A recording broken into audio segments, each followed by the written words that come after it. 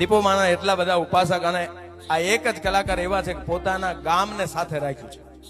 અમે બધાએ ક્યાંક, હું ભરવાડનો દીકરો છું તો માલધારી તરીકે ઓળખાવ છું, જિગ્નેશભાઈ બારોટ તરીકે ઓળખાય છે, ઉદયભાઈ દાંધલ એની અટકથી ઓળખાય છે, કોઈ સમાજથી ઓળખાતા હોય, પણ એક જ ગમન ભુવાજી જેવો ગમન સાંથલ ગામ એમનું છે, ગામને સાથે રાખ્યા છે સાહેબ.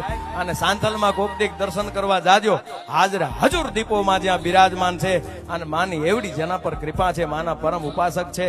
અને હમણાં જ જેને પેદલ યાત્રા સાહેબના ભૂતો અને ભવિષ્ય, જે માણસ એસી વગર ન રહી શકે, જે માણસ ધરતી માથે પગ ન દે, પગ આમ ધરતી માથે દઈ દે, એટલી દીપોમાંની કૃપા છે, ગુલાબના ફૂલની પથારી થઈ જાય અને ઈ માણસ પેદલ રણુજા સુધીની યાત્રા કરી છે.